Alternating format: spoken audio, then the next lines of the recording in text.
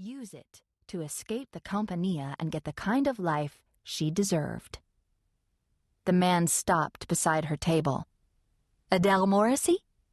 He extended his hand. Irving Nast, a pleasure to meet you. We have a lot to talk about. Robyn. The world was a shitty place. No one knew that better than Robyn Peltier. Every day for the past 6 months, she'd scoured the news for a story that proved it. She sometimes had to check 2 newspapers, but never more than that. No common murder or assault would do. What Robyn looked for were the stories that made people call over their shoulders. Hey, hon, can you believe this?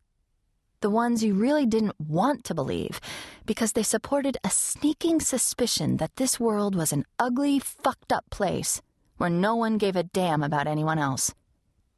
The experts blamed everything from video game violence to hormones in the milk to the wrath of God. People wrung their hands and moaned about what the world was coming to, as if callous disregard for human life was some new phenomenon. Bullshit. It started back when the first caveman clubbed a buddy for his wicked new spear. But it's easier to tell yourself the world is a good, civilized place, filled with good, civilized people, because that's what you need to believe to keep going. And it works just fine, until the day the ugliness seeps to the surface and sucks your life into the cesspool. Today, Robyn found her story on page 2 of the LA Times. A man had shot a kid for walking across his lawn and thought he was perfectly justified, because, after all, it was his lawn. She clipped the article, laid it on a fresh page of her bulging scrapbook, then smoothed the plastic over it. Number 170. Before she put the scrapbook back on the shelf, she flipped back to page 1 and read the headline, as she had 170 times before. Good Samaritan gunned down on highway. She touched the face in the photo, tracing his cheek, where the plastic covering was almost worn through, and she thought for the 170th time, what a crappy picture it was. There was no excuse for picking a bad photo. As a public relations consultant, Robyn knew better than anyone the importance of providing the right picture to convey your message. She thought of all the ones she could have given the press. Damon playing hoops with his nephews. Damon treating his 10th grade class to post-exam pizza. Damon goofing around with his garage band. Damon grinning at their wedding. Damn it. Any picture of him smiling would have done. How hard was that? The man was a born performer. Stick a camera in his face and he lit up. After 5 years together, she had hundreds of photos of him, any one of which would have shown the world what it had lost that night.